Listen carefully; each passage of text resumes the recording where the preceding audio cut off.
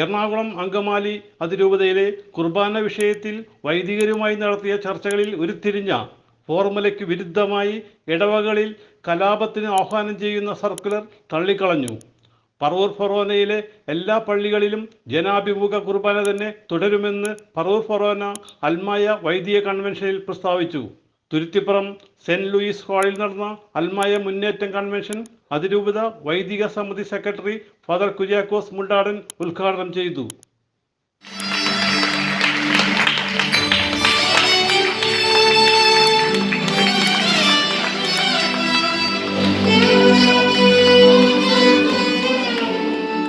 June 9-ാം തീയതി ഇറങ്ങിയ circular, ആ സർക്കുലർ ജൂൺ 14-ാം തീയതി വിളിച്ചു കൂട്ടിയ മെത്രാന്മാരുടെ സിനഡിന് ശേഷം വരേണ്ട ഒരു സർക്കുലറായിരുന്നു. പക്ഷെ ഇവിടെ സൂചിപ്പിച്ചതുപോലെ അത് വഴിവിട്ട രീതിയിൽ ലീക്ക് ഔട്ട് ചെയ്യിപ്പിച്ച് 1 മണിക്കൂറിനുള്ളിൽ അത് ഒപ്പുവെക്കേണ്ടവർ ഈ ലീക്ക് ഔട്ട് ചെയ്ത സർക്കുലറിന് ഒപ്പുവെച്ച് അത് ഒറിജിനലാക്കി നമ്മുടെ മുമ്പിൽ അവതരിപ്പിച്ചു. അതിൻ്റെ വഞ്ചന, അതിലുള്ള ചതി എന്താണെന്ന് നിങ്ങൾക്ക് മനസ്സിലായി കാണും. അതിൻ്റെ ചതിയും വഞ്ചനയും എന്താണെന്ന് മനസ്സിലാക്കണമെങ്കിൽ ജൂൺ 13-ാം തീയതി അല്ലെങ്കിൽ 14-ാം തീയതി ഉള്ള ഓൺലൈൻ സിനഡിൽ നമ്മുടെ 5 മെത്രാന്മാർ ഒരു വിയോജന കുറിപ്പ് കൊടുക്കുകയുണ്ടായി. ആ വിയോജന കുറിപ്പിൽ കൃത്യമായിട്ട് ചില കാര്യങ്ങൾ പറഞ്ഞിരിക്കുന്നപ്പോൾ ഈ വിയോജന കുറിപ്പ് വരും.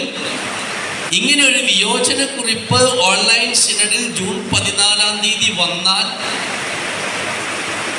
ഈ കൽദായ ലോബിയിലെ ശക്തരായ മെത്രാന്മാർ അവർ റോമിലെ ഉന്നത അധികാരികളുമായിട്ട് ചർച്ച ചെയ്തതിൻ്റെ പശ്ചാത്തലത്തിൽ തീരുമാനിച്ചുറപ്പിച്ച് എഴുതി വച്ചിരിക്കുന്ന ഒരു സർക്കുലർ ജൂൺ 14-ാം തീയതിയിലെ സിനഡിൽ അവതരിപ്പിച്ച് അതിൽ ആ സിനഡിൻ്റെ അനുവാദം വാങ്ങിച്ചിട്ടായിരുന്നു അവർ അത് പുറത്തു വിടേണ്ടത്.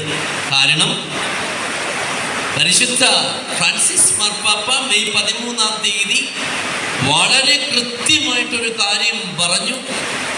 നിങ്ങളുടെ സഭ ഒരു വ്യക്തിസഭയാണ്.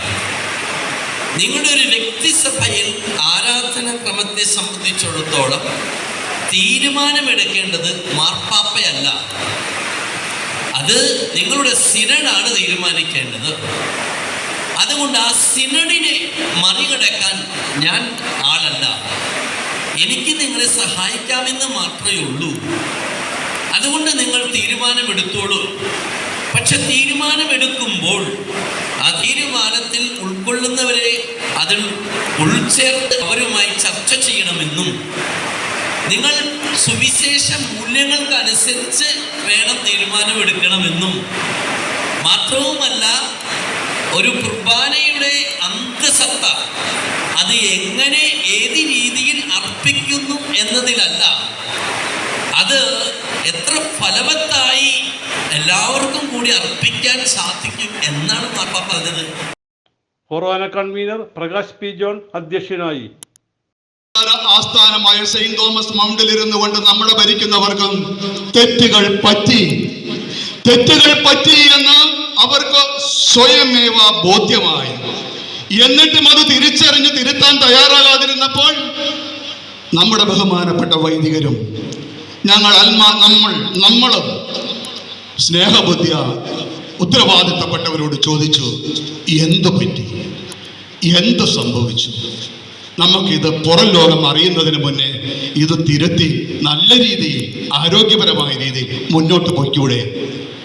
അങ്ങനെ പറയാവർത്തി ചോദിച്ചിട്ടും അവസാനം ഞങ്ങളുടെ മുഖത്ത് നോക്കി വിരൽ ചൂണ്ടി അന്ന് സഭയുടെ തലപ്പത്തുണ്ടായിരുന്ന എറണാകുളം അതിരൂപതയുടെ തലപ്പത്തുണ്ടായിരുന്ന കർദിനാൾ ആലഞ്ചേരി പറഞ്ഞത്, നിങ്ങളോട് കേസ് കൊടുക്കുന്ന പറഞ്ഞു.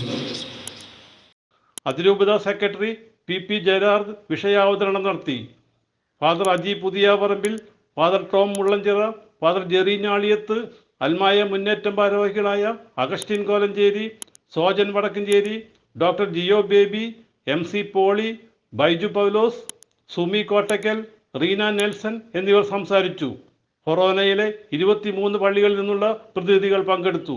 തിരുത്തിപ്പുറം സെന്റ് ലൂയിസ് പള്ളിയിൽ നിന്നും റാലിയായിട്ടാണ് സമ്മേളന ഹാളിലെത്തിയത്.